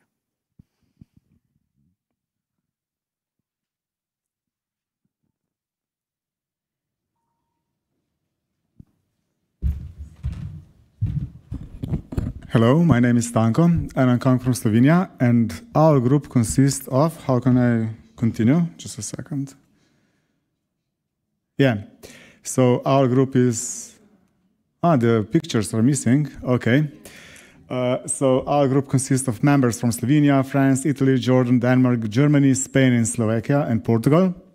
And our question was, how can we embed eTwinning in different events? So maybe a better question would be, where could eTwinning not be included? Because you can actually implement it almost everywhere. So here is a list of, let's say, the most obvious candidates. So Erasmus mobility projects, during or between the mobilities, and then you have different special events like Erasmus days, contact seminars. You can also use eTwinning as a part of teachers training. And then we also have, like I said, European Day of Languages. It can also be a virtual upgrade of a live event that must not be directly related to Erasmus projects and stuff like that, like Lego Robotics Fair, different festivities and stuff like that. And the main question then is why it is impactful, because it fosters European cooperation. It actually gets acquainted this way with more people get acquainted with it, and in this way it strengthens the relationships between different countries, different schools, teachers, students across Europe and wider. So thank you very much.